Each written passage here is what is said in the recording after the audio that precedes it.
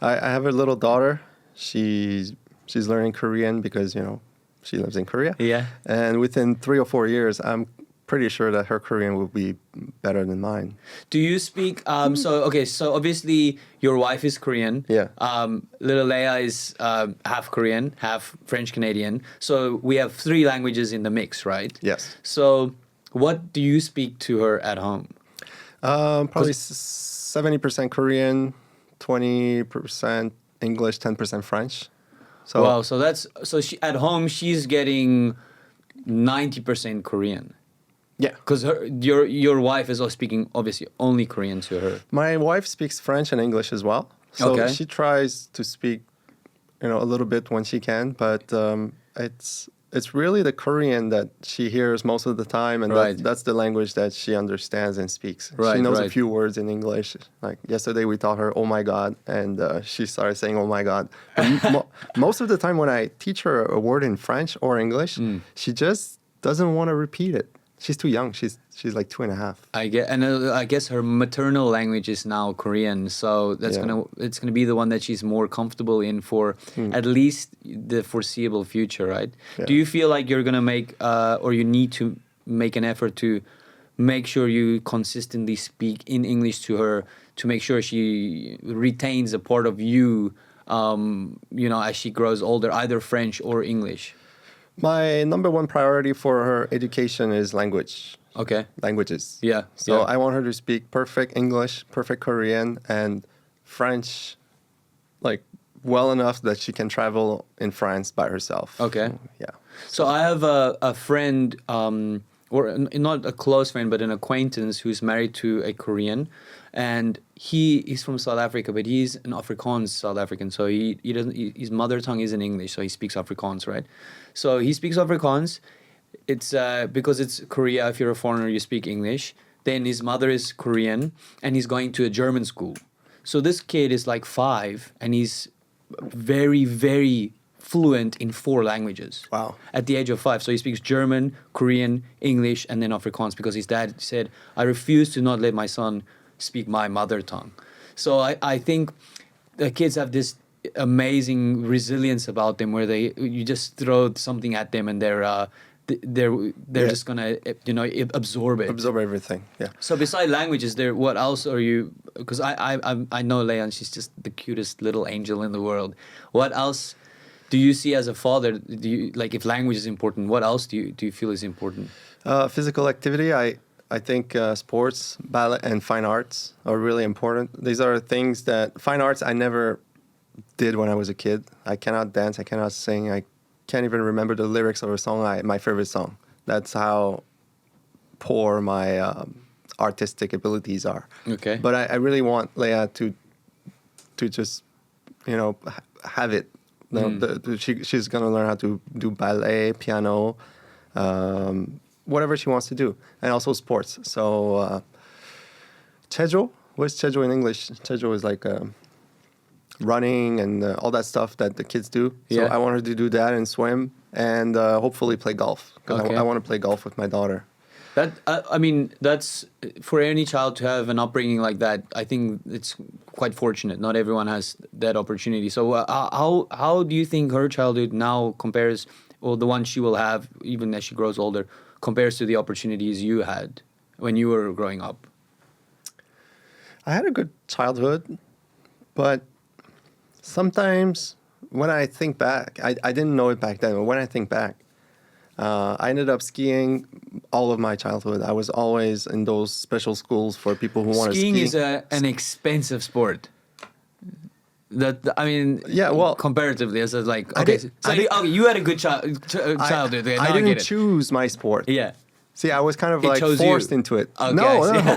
My parents chose it for me. I see. So maybe if I played baseball, if I played golf, if I played, I don't know, something else. If I tried a little bit of everything, and then I really kind of fell in love with a sport or I was really good at one, I could have sort of chosen to do that sport. But I didn't really have that choice. I want my daughter to... Why didn't you have that choice? Because I never did anything else. I started at 5 doing those little casual skiing competition, and then that's just what I did.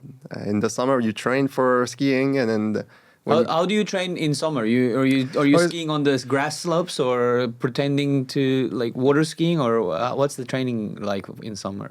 Some stretching, a lot of cardio, a lot of you have the coach, right? You're with your coach, and then he makes you do stuff, sprinting, just I don't know. Just normal cardio based stuff. Yeah, just normal, a little bit of strength Why training did your too. parents like that? Like, if you say you were like kind of pushed in that direction, were your parents like big ski fans, or is this just a Canadian thing? They signed me up for a kids tournament, and I got first. And they were like, "Oh, He's got the talent. yeah, He's a skier. that's just how it started, and I never kind of questioned it. Yeah, you're just like, okay, I guess this is what I'm doing. But it's cold, man. In Quebec, it was really cold back then. So Yeah. Sometimes, and we're not wearing very warm clothes when we're training and racing. We're really cold. Oh, because you have to be aerodynamic, right? yeah, it's like those like skeleton ice Oh skaters. my god, like the leotard vibes. yeah, not all the time, but Yeah. that's what we wear many times. I can't even imagine. A 'cause year, yeah. The only time we're like skiing is when it's on the water Yeah. amongst the water snakes. We don't have the snow. Yeah, and when the weather's terrible, we're the only ones on the ski resort. It's really cold, Wow. or it's raining, or it's not ideal. We're still there, and we have to wake up so early in the morning. I hated that. Yeah. I hated it. We have to, like, the skis. They're so high maintenance. You don't realize, like the people who go skiing once a month, twice a month, they don't really care. But Yeah. for us, we have to wax them. Just like you iron your clothes in the Yeah, morning, yeah. we have to do that. We have to sharpen the edges. I have scars on my right hand, like here and there, from like just Sharpening trying to my ski blades. yeah, I just wanted to do it like so fast, and just I have some scars left over. And that all came from your parents saying, okay, well, you're gonna do this, and so you're saying you're not gonna force her into something. You're gonna say, okay, these are your options. Yeah, these are your options. She's gonna be forced to try everything. Okay. She's not gonna be just staying at home watching her phone. That's So what? That's Yeah, not what my is daughter. it's your first child? What is your philosophy then as a first time parent? You know, with regards to especially the activities. I'm gonna steal a quote from Californication, Yeah, my favorite show. I do love David Duchovny. Yeah, his father, he said in the show, he says, we do the best we can. So I'm just going to do the best I can. Yeah. Like everything. Like right now, she's just a baby. I try to entertain her, like spend as much time as I can with her, give her healthy food, try to keep the candies away until she's over 3 years old. So she's never really had candies. She's the only kid in my neighborhood who didn't have candies or junk food or everything or ice cream. Really? Yeah. Wow. So we just do the best we can, and we'll see how it goes. Like we change. Me and my wife, we talk about her all the time, and we Yeah. change her mind a lot.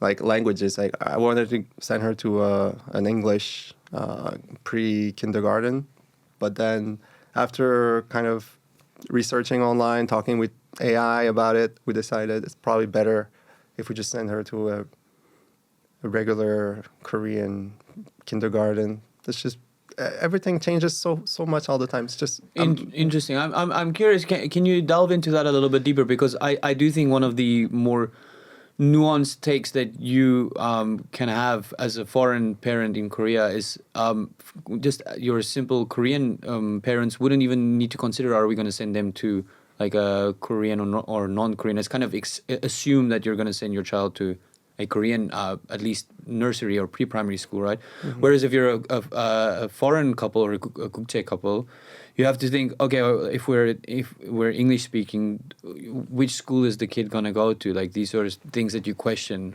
What's the reasoning behind that? There's so much time. We have so much time. My daughter, she can learn how to speak French and English at 15 years old, and she will learn so quickly, and she will be really good. Right now, my focus is more, she needs to make a lot of friends. And if she goes to the schools that are like walking distance from where I live, then she'll make friends there. And then she can be like, she can make like lifelong friends right now. If I send her to a school that's far away and she sees some kids for like a few years and then never see them again, then what's the point? So just kind of convenience also. It's more convenient to send her to that school, and also speaking the language. So I heard that kids that are around other kids, they learn language faster. So she'll make friends and learn how to speak Korean faster, and then English can wait. And English can wait until she's 5, she's 6. French can wait as long as she wants. There's no rush. Yeah. Okay. And so, I mean, do you feel, I mean, you say the quote is, we do the best we can, right? But I always think, I'm not a parent myself, but as a first-time parent, like, thinking you're doing the best, but not knowing what the best is, does that cause you any type of anxiety? Like, I want to do the best I can, but not knowing what the best is. What if I do something and then later find out that that was the opposite of the best thing that it could have been, but I had already been doing it because I had no prior experience? Always. Before I had kids, I always felt like I'm not quite ready yet, since a long time ago. So you're never ready, and the truth is, you will never feel like you're absolutely ready to have kids. There's always something that could be more perfect, more prepared. But it's the same with the kids. Is there really such a thing as perfection? As long as she's safe, she's warm, she's loved, she's Healthy. healthy. Just How old were you when Leia was born? I think I was 40. 40, and you got married when you were 38? 30. Well, I got married during COVID. Okay. Yeah. But my marriage was much later because of restrictions. Even when I got the married, ceremony, I see. we're not allowed more than 200 people. Oh no! In 2003. Only 200 people. Yeah. I know, but when I got married, it was 5 people. Yeah. Oh, okay. Including the lawyer. Oh, the official marriage, but not the ceremony. Yeah, that's crazy. See. So you were So you were 36 then when you got married. Yeah. So 4 years. Do you think that's an optimal age to get married? Oh no. Too late? Too late. Yeah. Oh really? Too late. But life happens. Yeah. I'm lucky that even though I got married too late, I think, I was able to have a child, and then we're planning a second child. Okay. So I'm lucky in that sense. Okay. But don't wait until you're 40. Why is that? Why do you think it's better to do it when you're younger? Because kids are the greatest thing that will ever happen to you. No matter how Really? unprepared you think you Wow. are.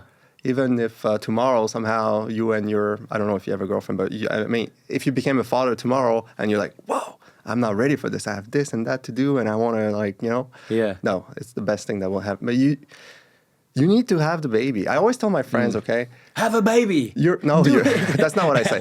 Your whole life, Yeah. you've been believing that you will love your kids and they will love you back, and that's going to be great, and then blah, blah, blah. Yeah. But once you have a baby, then you feel it. You feel the love that is powerful that you never felt before. So your first love, you love your grandma, you love your dog, you love your mom, you love your sister.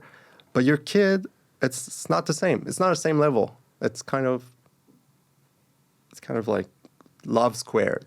Does it change the way you view the world? Like like I think of Christopher Nolan's Interstellar, and I really love this movie. And the core